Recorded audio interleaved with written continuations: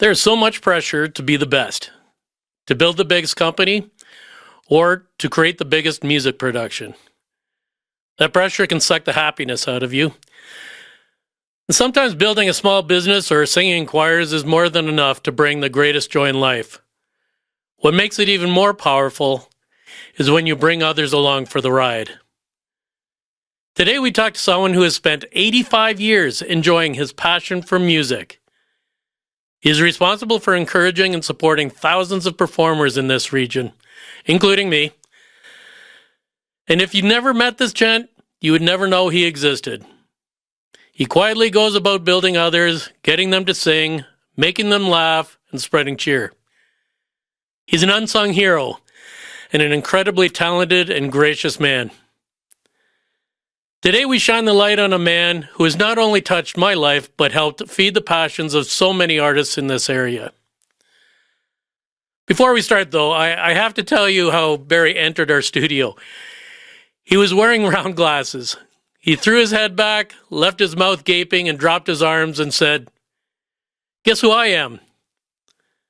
He was a dead ringer, pun intended, for Bernie of Weekend at Bernie's. He is hilarious. He had us laughing long after we ended recording. Please grab a coffee and join us as we learn about this great man, Barry Daniels.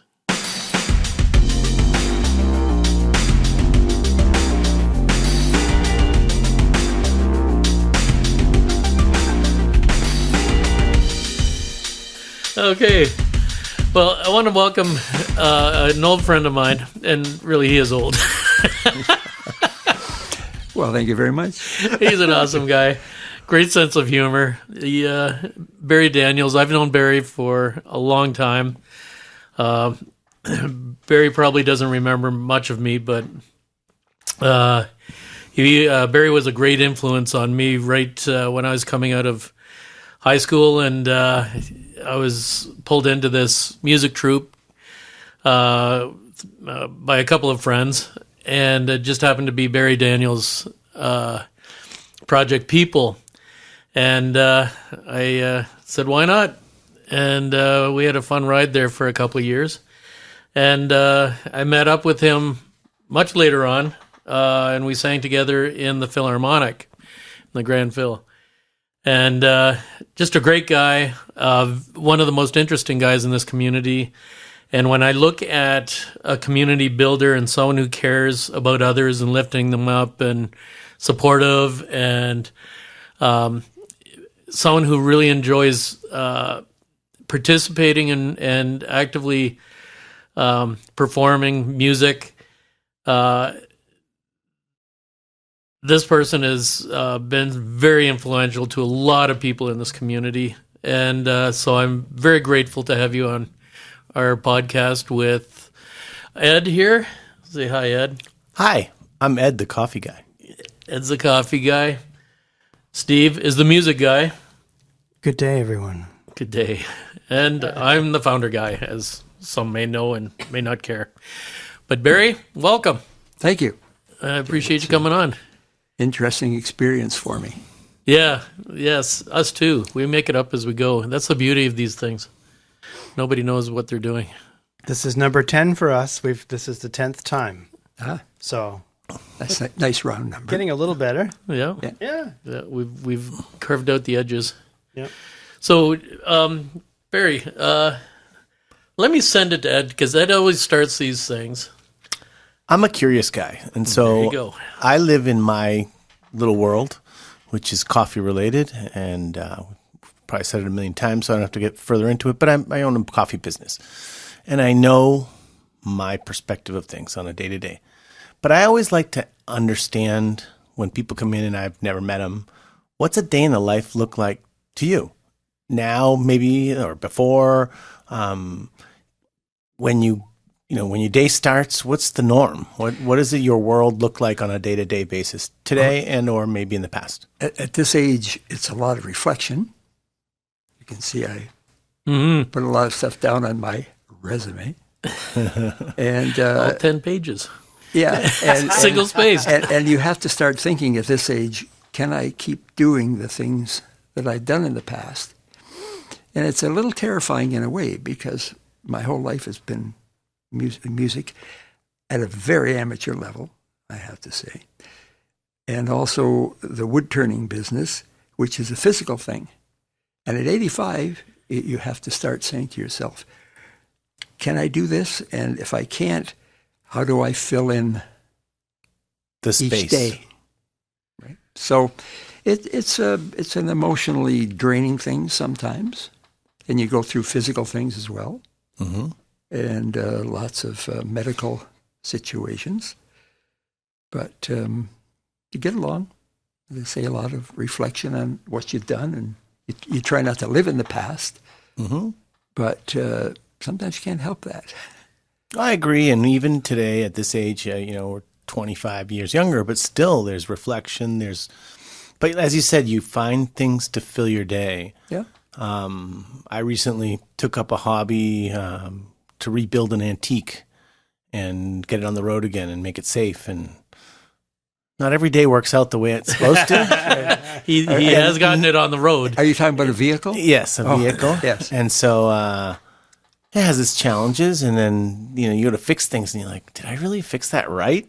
Yeah. Is this going to be the end of me for not having done something? So there is reflection and consideration, but it gives purpose. And so likewise, my sisters and I purchased a coffee farm at this age.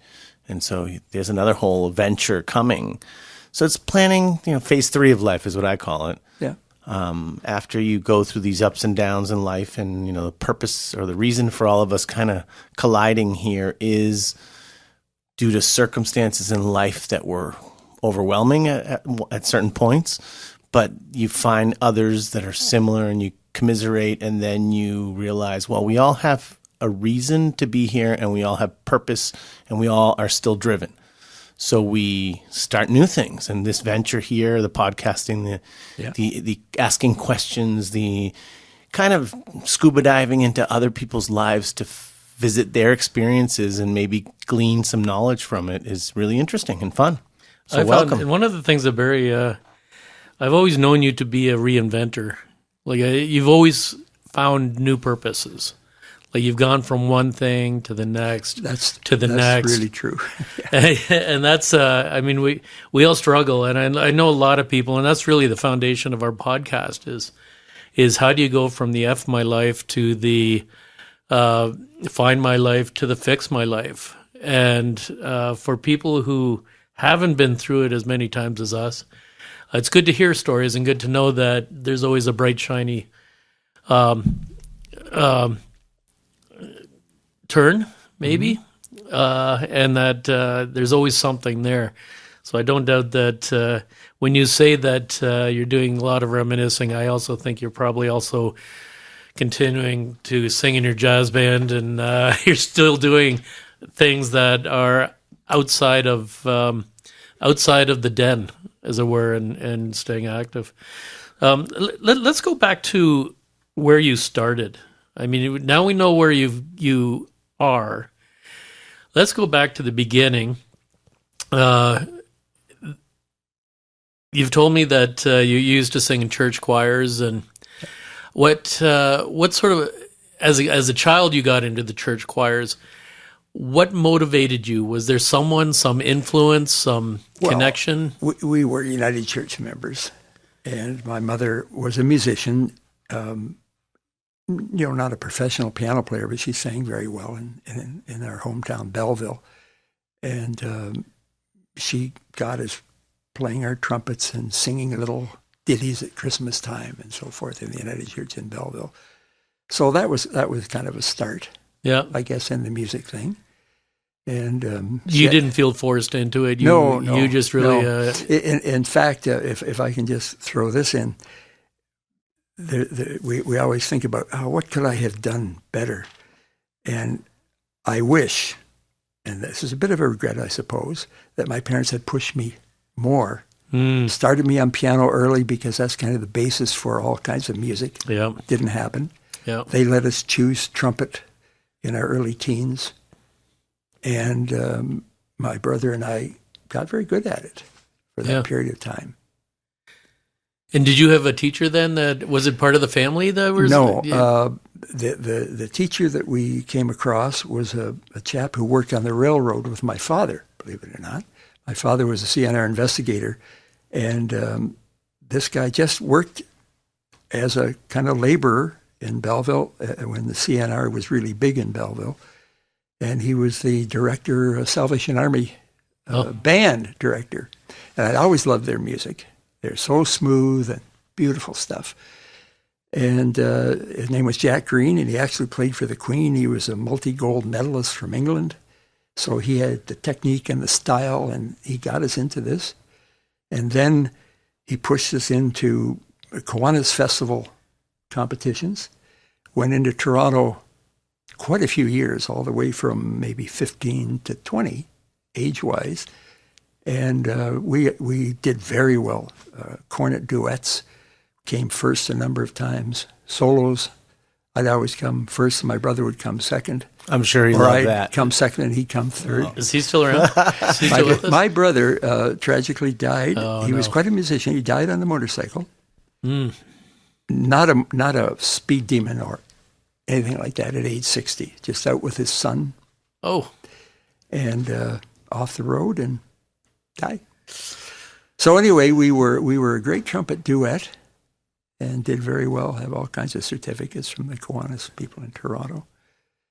And so that's, I guess, one kind of claim to fame. yeah. One of many, I suppose. Yeah, Well- I'm sure there is. I think the next claim to fame would have been the clown band. That was a short-lived thing in Belleville. The Belleville McFarlands, the hockey team, won the world championship way back. And during that period of time, the McFarlands, who pretty well owned Belleville, put a little clown band together, and for some reason I got pulled into it. So I had my silly outfit and Oh, literally clowns. Literally. Oh, we were literally Wow. messing around. So you went from there. And, okay, when was this? That would have been I'm not. You don't have to say dates because you're not going to no, remember dates. but I was probably 17 or 18 Yeah. at that point, and well Okay. into the trumpet playing. So And did you pursue trumpet playing, or Oh, yeah. like after that? Well, in individual ways, yeah, never not symphony level playing. right. And Did you want to? Were there well, aspirations no, at that point? Other or- small organizations, small bands, local bands and stuff. I dabbled in, but never got the spark.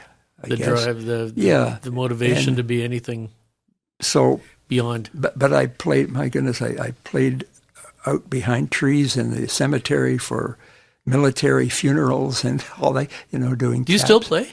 Oh, I have my trumpet right by my chair all the time with a mute in it kidding. because we live in a condo. So I play it. And I think the last time I played was at a funeral of a friend of mine's wife and did taps and so forth from the back. So that was my last gig. And of course, I played for John and Kelly's wedding, Right. did right. a couple of classical pieces John there. being your son. And- Yeah, John being yeah. my son, right. Yeah. The see, that's the thing. A lot of people love the instruments that they started with. They don't need to be professional. They don't need to be, but there's a joy in just maintaining and picking it up and just connecting with it on a regular basis, not for massive notoriety or anything like that. It's just good to have music in your life. Yeah, and I get a call from a church, and they'd say, "Could you play for our Easter service?" Nice. Sure, Yeah. and did a lot of that over the years. That's great. The whole Project People thing. Yeah. Now we had trumpets in there, but Well, yeah. So the interesting story behind how I got involved with that, and I was always 10 years older than everybody else in any group because I had stayed in school for a while. I got my Bachelor of Theology degree in fundamentalist institution. So anyway, when I finally, my brother and I got into this fundamentalist Christian thing, won't mention names and stuff, but we got into that, and I was in it for a lot of years, probably 20 years. Oh, really? But we traveled all over the place. My ex-wife was a fantastic piano player, and we would travel as a trio. We got to 2 invitations over the years from the Christian Truckers Association in Detroit, Michigan. So we'd go and do our Christian music thing with them, and had all kinds of opportunities to compete in the States, and so going through that. But Did you have kids at this stage? What's that? Did you have kids at this stage?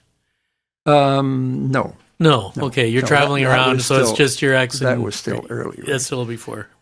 And then one day I kind of woke up and said, what am I doing in this circle? It didn't make sense to me. I always felt I was on the perimeter of the Jesus thing. Yeah.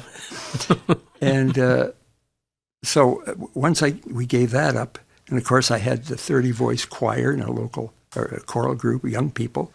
Was this yours? That Something traveled that you around. did? Yeah. Oh, yeah. We cut an LP and had a good time with that, but we never quite saw eye to eye with the elders. Right. They expected more from us, right?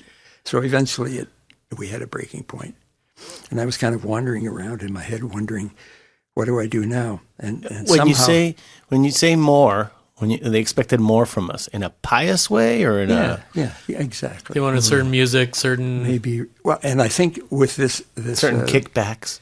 this 30-voice youth choir that I had, I introduced them to a lot of music that they had never been exposed to before. Right.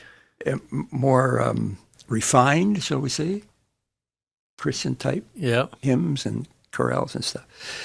And anyway, yeah, we cut an LP, and I think they still kick around at markets for $1 Oh, wow. here and there. See, a lot of them are free now, so if you're going for $1. Right. So I was telling Bill earlier that somehow I got wind of Godspell, the original troupe, with Martin Short and the whole gang in Toronto. So I went by myself down to whatever theater it was in, I don't recall, and then I went back a second time to hear it again. And at one point, Andrea Martin, they kind of came down from the stage, and I was in the front row for some reason, and she walked over, put her hand on my shoulder, and said, "How you doing, big boy?" Claim to fame. Claim to Brush fame with greatness. with Andrea Martin. Andrea Martin. So, and then very shortly after that, I heard about this sing-out group that it was started by the Up With People movement in the USA, which was a big Massive. organization. Yeah. And they would go through little towns, big towns, and recruit young people to start groups, sing-out groups. They were kind of an offshoot of Up With People. And those guys were around for a little while, and then the guys who kind of founded it were thinking, let's do our own thing. So they called it Project People, and in a very short time, I wandered into that rehearsal hall. Was that local then? Local guys here in Victoria, the in Victoria region? Park. Okay. They were doing a little rehearsal there. Took my trumpet in, sat in the back row, played for a while, still older than everybody else. And within a few weeks, I was kind of going, okay. And they're saying, would you like to have a bigger hand in this? So it ended up 14 years with these crazy young people, often praised as, wow, the cream of the crop, of young people, wonderful people. I kind of knew differently. Yeah, because I was there. Oh, sometimes. You gave us an opportunity, though. Some wild times, yeah. Yeah, there were some great times. So you go from trumpet playing to choral music with many parts.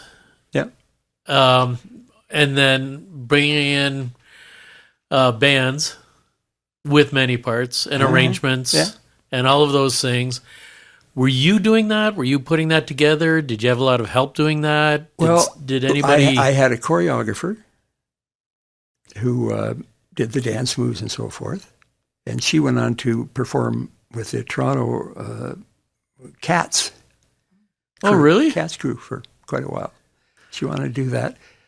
And The band guys kind of looked after themselves, but I did write music for them, but not heavy scores or anything, just ideas.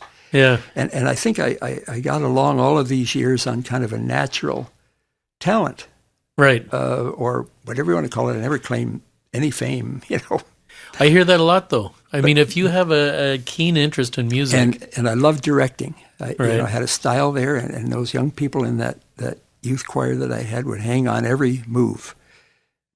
But it was just natural for me. I didn't ever, the only formal training I had in music was the trumpet stuff. But all of the other groups that I've done over the years, I just had, I guess, a lucky, natural kind of ability. You had a great way of dealing with people. Well, I think that had a lot to do with it as well. I mean, you weren't intimidating. You were very supportive. yeah. You encouraged your members to try stuff, even though they shouldn't have.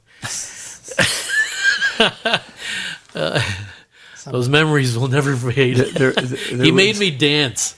Oh no! Oh yeah. He made me dance. Even I wouldn't do that. I know. It was at Market Square with these dance shoes that I just purchased, and concrete floor, like slippery like crazy, and the guy, there's two of us that were supposed to do this dance, and Don was his name, and he backed out, and it was just me. Don was the dancer. I was going to feed off it, like I was just going to follow him, and now all of a sudden, and prior to me going on, there was a real professional dance troupe that had just performed, and they were standing around the side watching me flip and flop. See, it's commentary like this that I wish I was there with a phone No crap. and had video of this. Listen, I would bribe you the rest of your life. I'm sure there's a picture somewhere.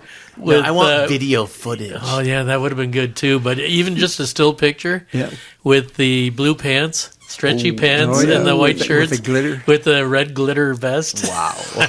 Now, I'll keep this really vague, but there was a young man who showed up at rehearsal one night and gave him a little vocal thing. Fine. Had my choreographer try him out for a few dance steps. Worked out okay.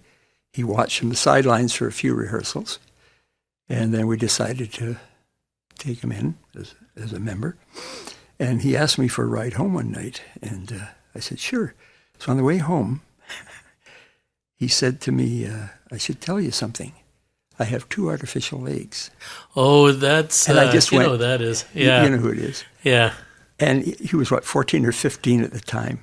And I just kind of burst out, not derogatorily, but he said, don't tell anybody. Just, do your thing with us and have a great time. And then I went to meet him just before this knee operation thing and had a tour through the facility, and that he's in, my goodness, where he went from that point. No kidding. Oh, I know. I just found out. Steve just told me that what he's doing now. I remember I was the water park manager at Pioneer Sports World, and you had brought them for a performance there. Yeah, I think just as we were opening up, and there was this kid.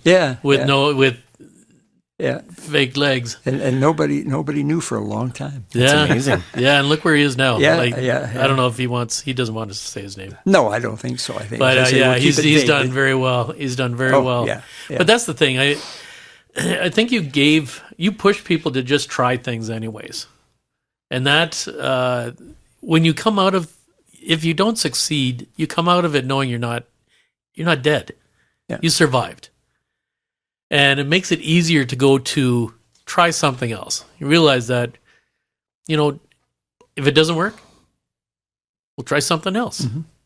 That I think for young kids is one of the big lessons that we need to help them experience, is to let them fail. Well, they have to fail because it's not failure; it's learning. That's true. Yes, it's what you do with and it, successes right? are few and far between. They're built on failures. Even the greatest in anything, they've failed so many times that the randomness of success has appeared for them. Yeah. So you keep trying and keep trying and keep trying, and you can get there. Surprising how many luminaries have done that. Yes. Well, Steve, you would have seen a lot.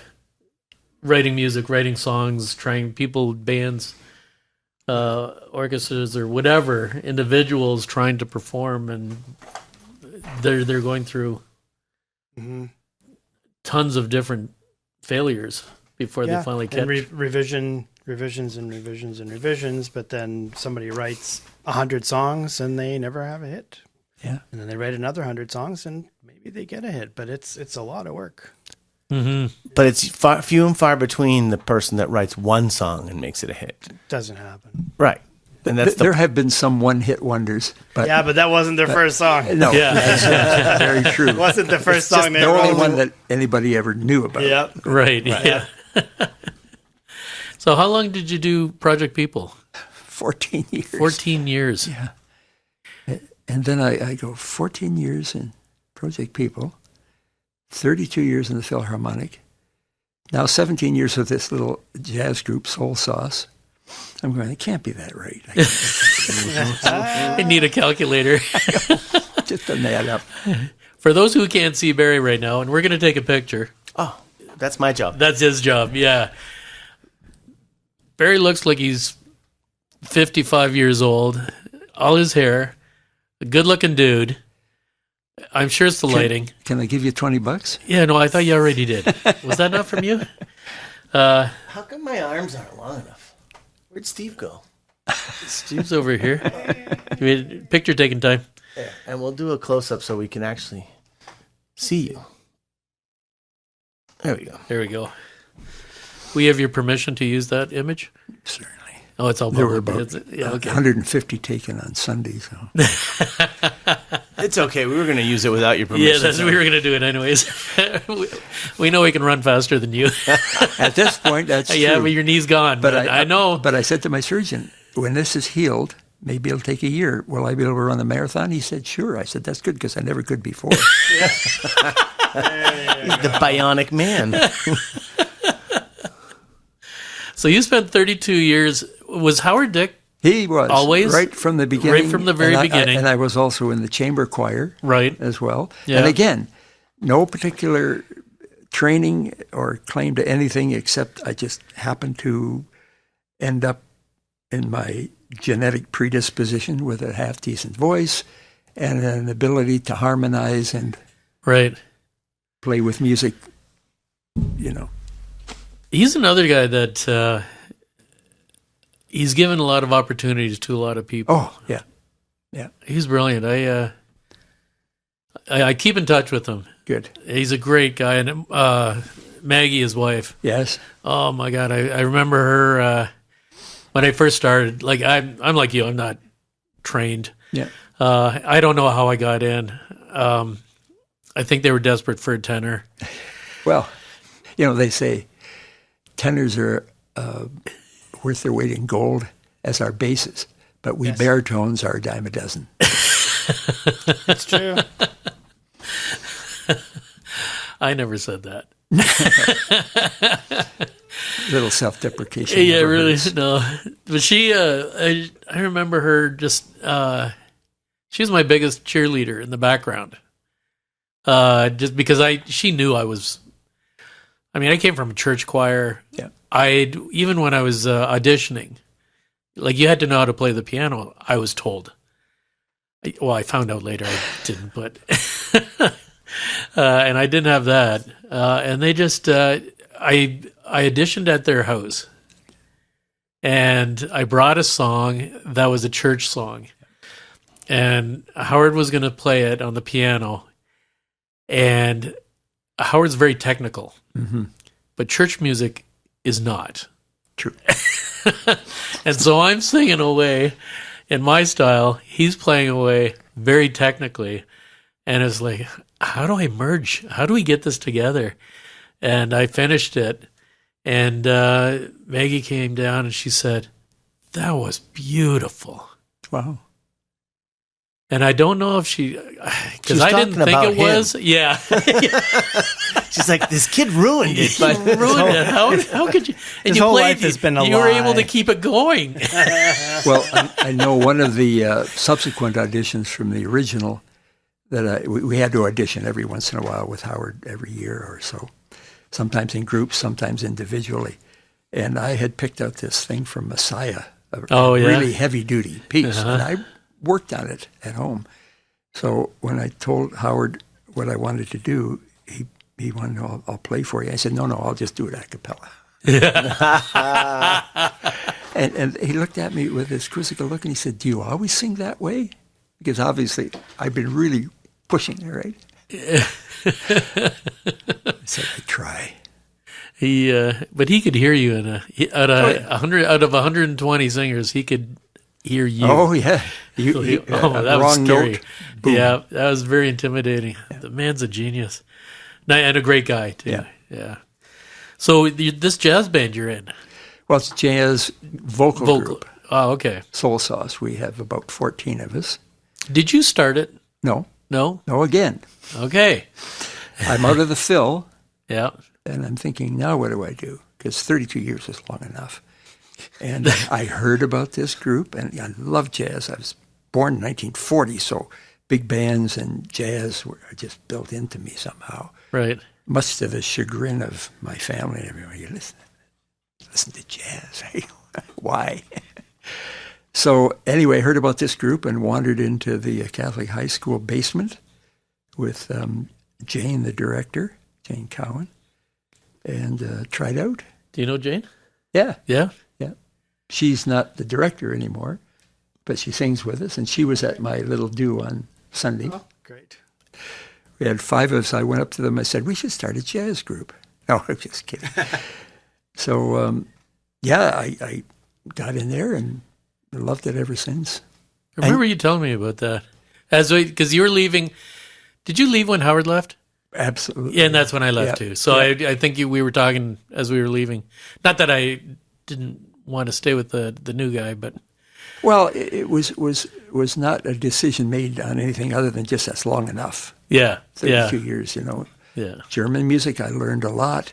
Learned to appreciate it. But when somebody says, do you want to go and hear Messiah? These days I say, nah. Yeah. Been there, done that. Yeah. Done it so many ways. Yeah. With an orchestra, small orchestra that was a period with period instruments. And the whole thing was That would be nice.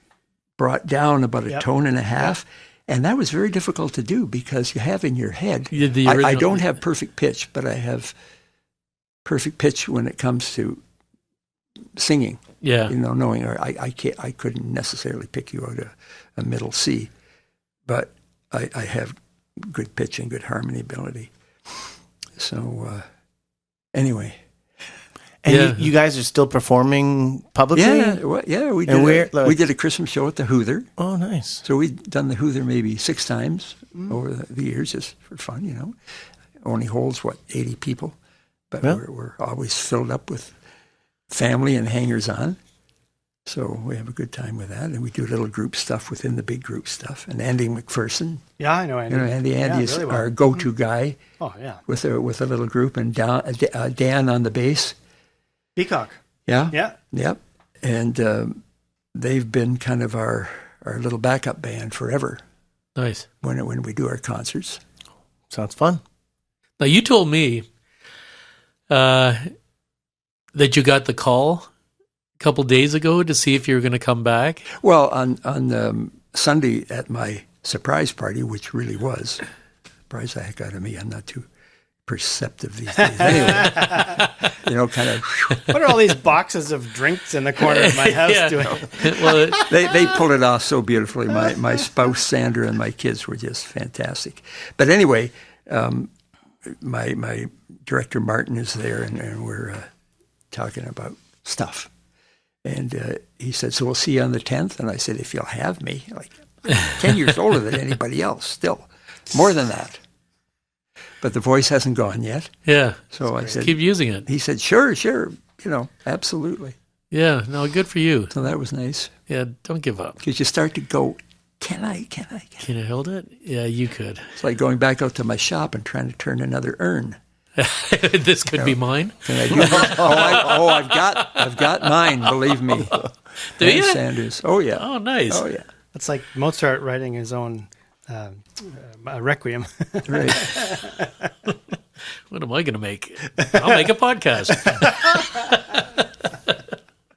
I'll make a cup of coffee and people have to drink it. Ew. It's Right. like, what's that monkey It's crap? really dark roast. What's that monkey crap one? No, it's a civet cat. civic cat. Not Yes, a monkey. I know. It's not a monkey. It's a marsupial. Is that the one that passes the coffee beans through? Yes. And Yeah. that's quite a, It's a different way to isn't it? create fermentation. Yes. amazing.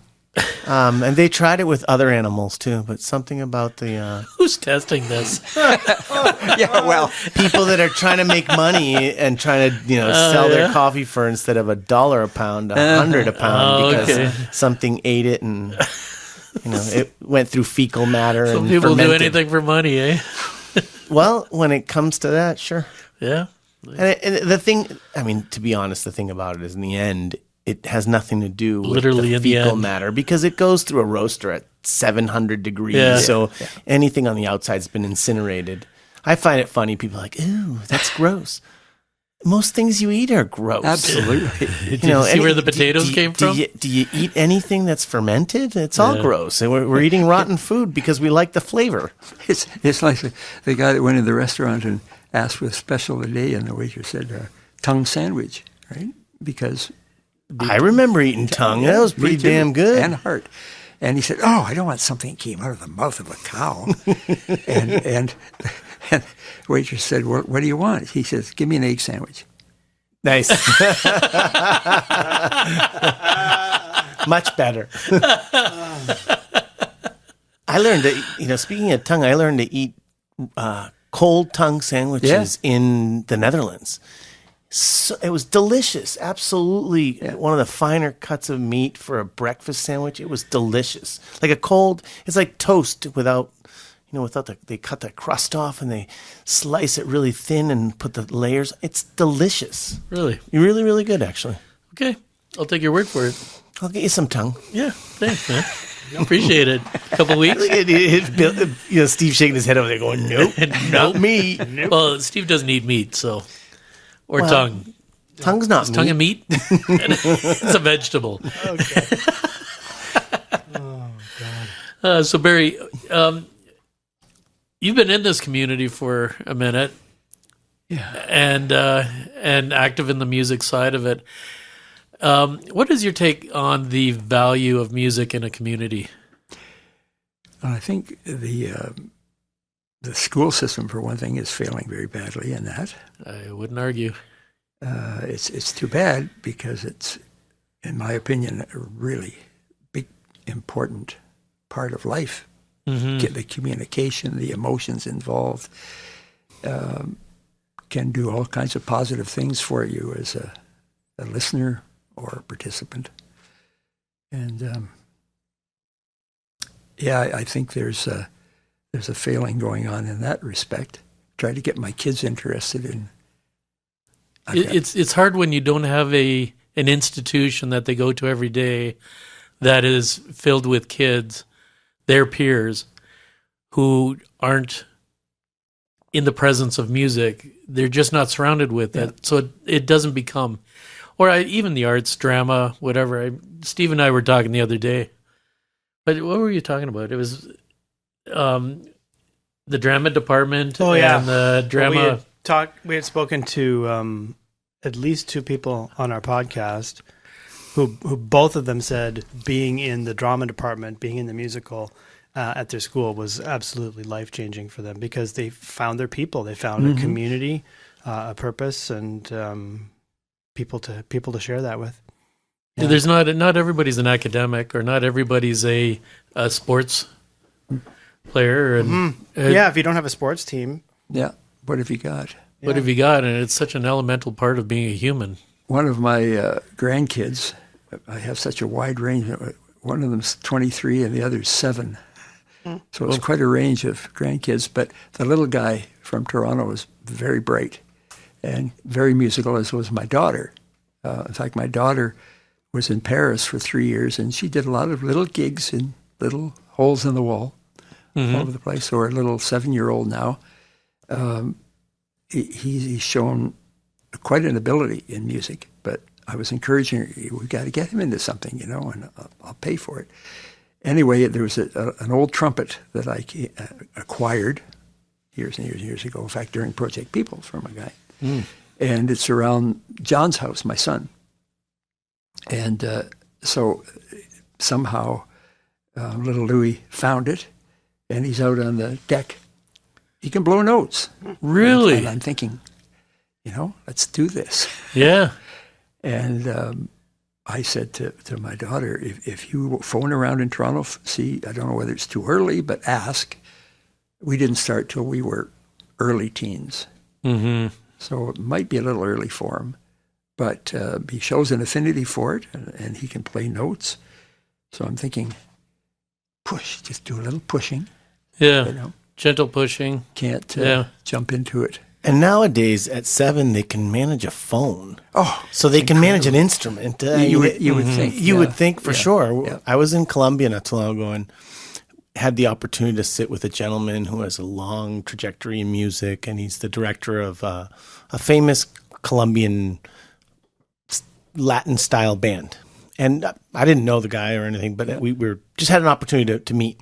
And he had his trumpet and everything, and then there was one of the guests, their son was trying to learn trumpet in school, and the gentleman's like, "Oh, you have it here?" And he's like, "It's actually in the car. Go get it."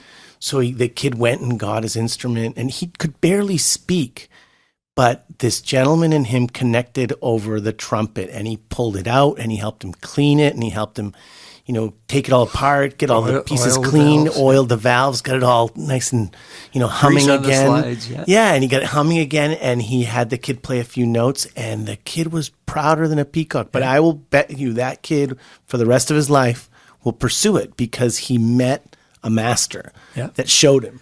And it was only an interaction of a few minutes, but it was phenomenal to see the light in his eyes, to have this, an idol to him, teach him a little bit. And he was so excited about it. And the gentleman was excited, too, to have a child have interest. Yeah. How valuable is that? Yeah, I try to remember when we first started taking trumpet lessons from the Salvation Army band director in Belleville, trying to remember how we felt about that. But it caught on. Somehow, really caught on. And my late brother and I should say that I told you this already, I guess my brother died. Mm-hmm, yeah. But he had a fabulous lip. But there's a whole lot of things involved, of course, drive, motivation. And he got to a certain level. I mean, they had a gospel quintet, and he played his trumpet in Belleville, and they made a couple of records and so forth. But he had a terrific lip, and the director that was teaching us said he could go a long way with that lip. I don't have that kind of lip, unfortunately, but worked it out somehow. Yeah. Where there's a will, there's a way. Yeah, and it just kind of grew on us somehow. And next do thing you think because your brother was involved with it, did that help keep you? Probably the other way engaged? around. The other way I around. think I was kind of the leader. Yeah. Of the two of us. And did you encourage him? Were you pulling him along? A little bit. Yeah. A little bit, but we all knew he had a natural. Now, if we had asked him, would the answer still be the same? Well, if we get the certificates from the Kiwanis Festival out. Yeah, yes. we want records. I came first, you came second. I came second, you came third. I just happened to have them right here. And at one point, after we had done the Kiwanis thing, and I think it was the open competition, and that's 20 and over, we were at the lake, except my brother was in Belleville, got a phone call. We had no phone up there. And he was told that they'd like to have us participate in the Stars of the Festival concert. And he didn't tell you. And he said no, because my brother's not here. Oh. I can make it. So.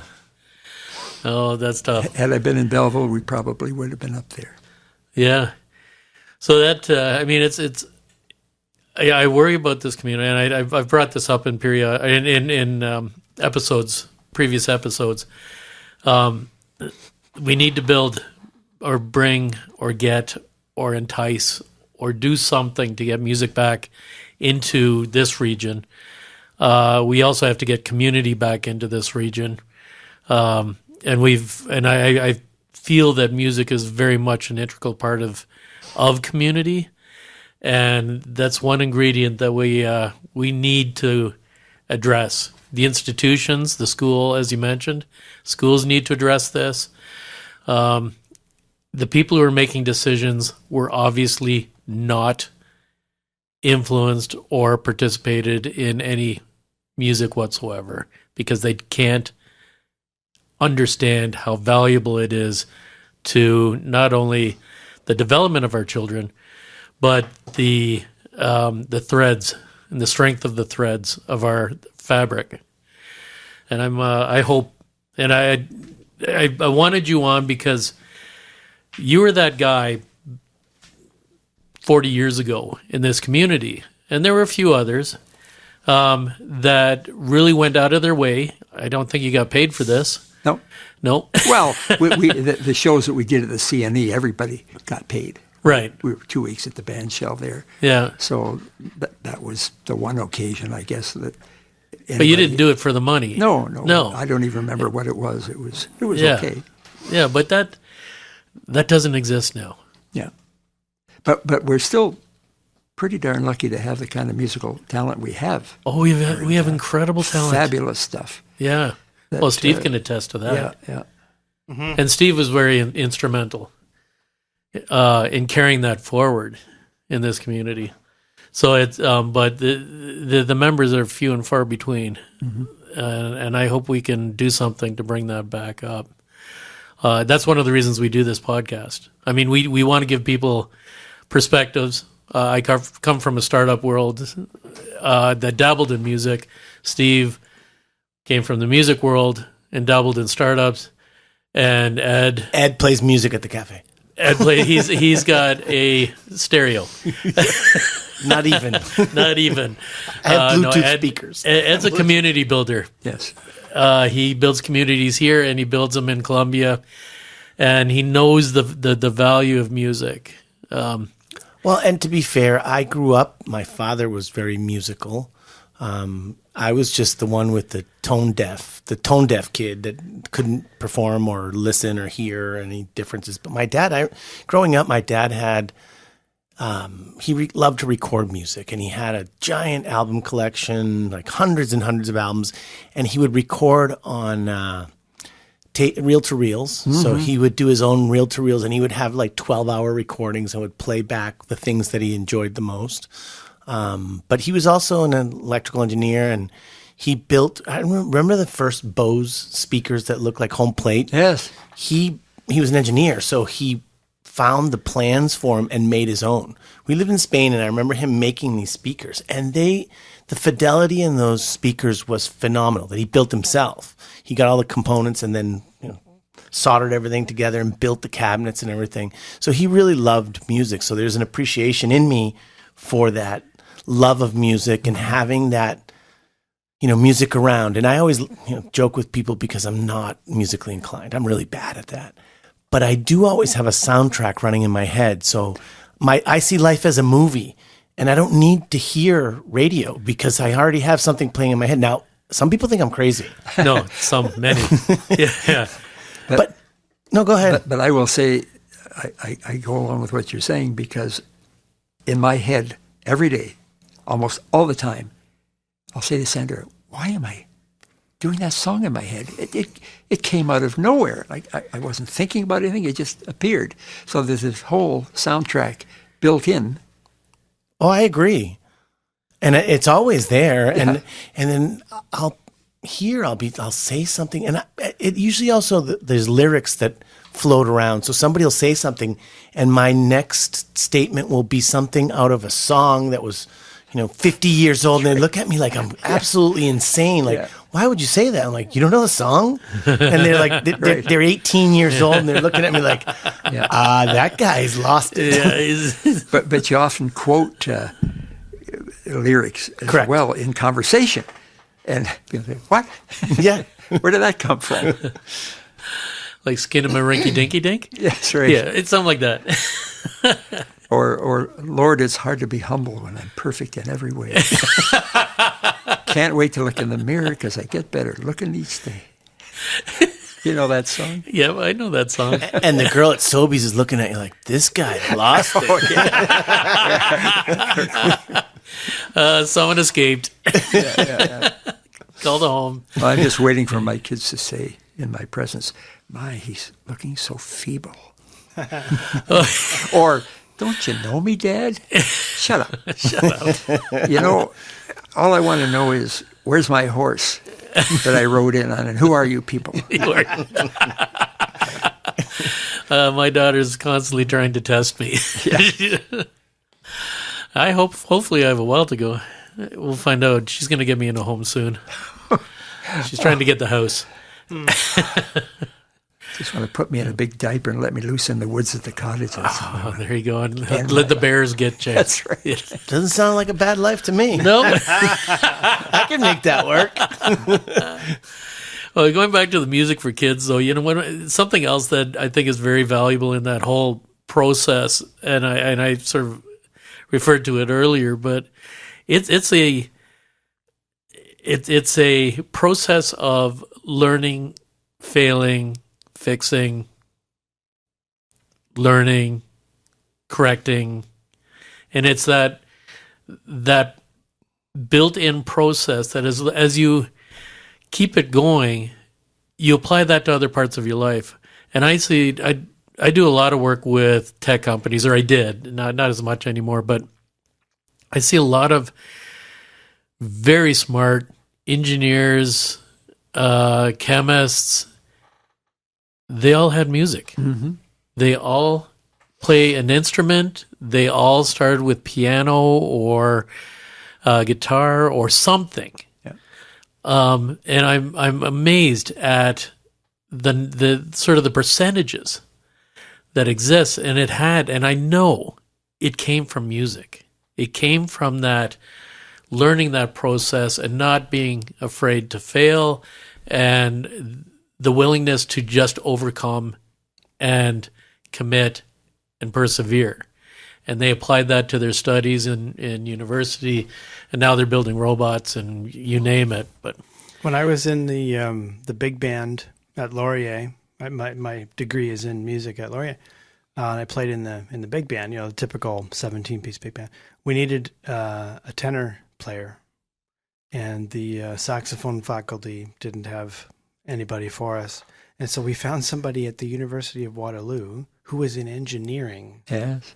They were an engineer of some variety, probably computer engineering, and they played tenor as well as somebody who was studying saxophone, but they were studying engineering. It was really quite an interesting thing. There's a lot of secret great musicians that do things that are not in music that might always surprise you. Well, who's our Stratford chap? Was he an MP who was at the Jazz Festival a couple of years ago? And I'm going, Tim Lewis. Tim? Yeah. Yeah. Incredible. Like, he's got this whole broad spectrum of stuff, and yet he plays so incredibly with the groups, Yeah. Was it even, was it Boston, the members of Boston? Didn't they come out of, I'm speaking out. I don't know. I might be telling. There is a rock group, and it was started by a physicist or a chemist back in the 70s. I think it is Boston. Is it Boston? Yeah. Then Brian May, astrophysicist. Brian May. Yeah. There's another one. Yeah. Clint Eastwood played some mean jazz. Yes, he does. Oh, really? Absolutely. I think he may have scored one of his own films. Yeah. Who would know? Yeah. amazing. Well, music's a great thing. One thing we did, we jumped from the beginning to the middle to the end. Out of curiosity, you talked about Belleville in the beginnings. Mm-hmm. How did you end up here? Here, well, I went to during my fundamentalist Christian years. I ended up going from Belleville to London, Ontario, to the London College of Bible and Missions for a 3-year theology course. And then I was drifting around a little bit, trying to decide what to do, and ended up coming to Laurier because they gave me credits from the Bible college 3 or 4 credits Well, 'cause for my BA. For Lutheran, was it It Waterloo was- Lutheran It then? was Waterloo Lutheran University. Yeah, okay. They didn't want to have to Change get the letters. all new letters. They just Yeah. So Really? I didn't know it was Yeah. called see. that. Waterloo Lutheran Wilfrid Laurier. WL, same thing. So Yeah. we can leave the signs. Yeah. Yeah. That's hilarious. So Keep that's the how we- monogram towels and all And that. by the way, for a couple of seasons, I played for the Booster Brethren band for the the football games. Oh, jeez. We wore the Mennonite hats and the big orange sweaters. Wow. Was this before the was the Yabba Dabba Doos? The their bands and their rooters became Fred Flintstone characters. Yes. Well, I go way back. Of Yeah, course. that was- And I You always played for the football? football games. So did I. Did you really? I played for the band when Laurier won the Vanier Cup. That's Oh, football, yes. right? Yeah, Yes. that's football, right? Yeah. Football. Right? So we were at the In Toronto. the This is Skydome. embarrassing. Yeah, yeah. Yeah, little and we bit. were. I was. I don't know if I was directing. I can't remember, but I was definitely in the band, and we got to go onto the floor. Oh, and we were wonderful. on the whole jumbotron, Ah, and then yes, I was apparently, there. And we saw purple there for that? uniforms. I was there. you were there for that. Oh, We yeah, were in the same place, but absolutely. You would have seen us performing that. That's Isn't that true. funny? Two And it's- Laurier grads. It's funny. And my son now is just going into business at Laurier. Oh, fantastic. So In the we're new keeping building, it in yeah. the family, right? Keep paying them. So you came to, and you got your degree at Laurier. Yeah, I got and my then general just arts degree. Stuck around. Yeah, and then got a job with the government with manpower, which I couldn't call that for too many years because it became very sexist, right? You know? So I had to change that, but I spent my career doing that. Wasn't the particular highlight of my life. I don't brag about it, but It paid the bills. it did.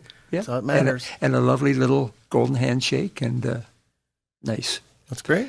medical coverage and so forth. So And it allowed, And but it I- allowed you to do what you wanted to do. Yeah. There's things we have to do, Yeah. all of us, and there's things that we want to do. And You could do the things that you enjoyed doing, and you didn't have to rely on that true. for your income. That's so right, it was yeah. 100% on Yeah. your own terms. And if it wasn't fun, you just didn't do it anymore. Yeah. Or you have the option to not do it anymore. When this knee business flared up, I ended up in the hospital for 11 days and then 6 weeks with a PICC line and so forth. But and I have had stuff in Algonquin Park, as I mentioned, for many years, right, in a display case there. with my cameras. And just a week ago, I dropped 4 more off. I think I'm doing. But the guy says, sure, bring him in. Right? So anyway, try to keep that going. Is this your wood? Yeah. Like for sale? Yeah. Little artistic turnings and big artistic turnings and so forth. So you're still pursuing that? Well, I haven't gone back to it since this knee business. Yeah. But Well, you don't use your knees. My fingers. Do you? Oh, yeah. It's Oh, and keep your fingers crossed and connected. Turner's sway, it's called, right? Oh, okay. I do that with my toothbrush. That's right. I do that on a Oh, yeah, Saturday back and night. forth. You hold it still and you move. You know what's weird is I didn't know I swayed when I brushed my teeth. I did not know this No sway. until I got married. And my ex says, "Why do you do that?" And I'm like, "Do what? When you brush your teeth, every time you sway back and forth." Ooh, No idea. interesting. It's a strange thing, but yeah, I had no idea. Did you stop then? Or No, do you still do it? I still do it. Yeah, what the heck? Kept the swaying, got rid of the wife. Yeah. It's all about the music. Yeah, it's all about the music. Yeah, she didn't appreciate it. I was also going to mention that I think I had in my little resume that out of the blue I get a call from the director of the Multicultural Center. I don't know where she got my name. We're trying to start a little singing group. So I said, sure. So we did that for about 3 years. It's just awful. Oh, yeah. Almost impossible. And then, for some other reason, one of the directors of the Shriners in town called me and said, we're looking for a director for a Shriner men's chorus. So I went along. They tried to get me to wear the fez. Not part of my psyche, right? Yeah, yeah. Couldn't do it. They took Sure. me to the inner chambers. and Sure, you showed put me. us in red sequin vest, but you won't wear a little... Well, that's a Jeez. very good point. Uh-huh, yeah. So they were equally terrible. But we tried, and Yeah. we did a few years of doing little gigs for whoever, annual meetings and so You forth. didn't do the parade with the little It Jeepsters? was never in the parade, although Project People had. Yeah, Remember that? yeah, I do remember In fact, that. we won the best float with Manulife. Right, yeah. And then I remember one time we were doing a Christmas float in a place up in Waterloo here somewhere in a warehouse. Had it all fixed up, and as it was pulled out of the warehouse, there was a drop about this much, and it tore the whole back end off the thing. I think Well, it's almost like Animal House. But we the did, black car? We did canned music, and CKCO still has archives of the stuff we did with Project People. We did 6 half-hour shows.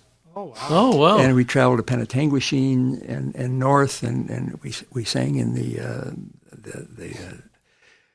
not silent, whatever it's called, Penetanguishene, a few times. Got locked in with all the people and did a few shows there. But these are still on tape somewhere. I'm surprised they let you back out. Well, I played the villain. We had a little storyline going, too, that there was a young woman running away from a guy who was stalking her. And guess who the stalker was? Oh, right? boy. I had I the see it. Look, I can see it there. I had the Yeah. trench coat and the hat. And it was kind of fun. And people can't see, but he's wearing a trench coat right now. He is, yeah. And at the CNE, when we were doing a medley of 50, 60, 70 stuff, and we were doing the Monster Mash, and I put on big work gloves and big boots and stomped around chasing women on the stage at the CNE. I see a theme here. That was You're kinda chasing fun. women all the time. And we were It doesn't fly anymore. No, that's not. and we actually did a Ontario Place show, and we were on the same marquee as Blood, Sweat, and Tears. Wow, And that's fun. but we didn't take pictures, Oh, no. No, it's like going to Vegas. Yeah. Being up there with Sammy Davis Jr. That's right. Oh, that's wild. Well, that's So awesome. I had fun with all the stuff I've done. As I say, never at a professional level, but just kind of lucky to have some natural. Some talent natural, for it. but also some Yeah. people to work with and Yeah, it's fun. I opportunities. had fun with people. Fun with people, Yeah. yeah. And you never had to rely on it. And there's always an opportunity. I hope to God there's always going to be an opportunity in this community. And we'll do our best to try to keep that going. Yeah, good. Good. But Barry, I just want to thank you so much for coming in. Yeah, great discussion. Yeah. Yeah, and it's great seeing you again. You too. You're looking good. I think it was great. Thanks, Barry. That was a lot of fun, and I love hearing insight from different people, different times, different eras, and it allows people to hear, listen, and understand that there's definitely future to building this community and to creating and to encourage the youth to continue down this path, because the rewards are huge. Yeah, So it's really fun, and thank you. to agree. You're welcome. Yeah. Great Steve? to talk to you. Yeah, fantastic. Yeah. Thanks for coming. Great to meet you. I think we probably know a lot of common people. Oh, I think so. Yeah, I think so. In fact, you look familiar, and I'm trying to remember why. Penetanguishene. We'll No. figure that Yeah, out. no? On the other side of the fence. Yeah. Yeah, we had some good times. For sure. Well, thanks again, Barry. Okay. And we'll see you on the travels. Hope so. Okay. Take care.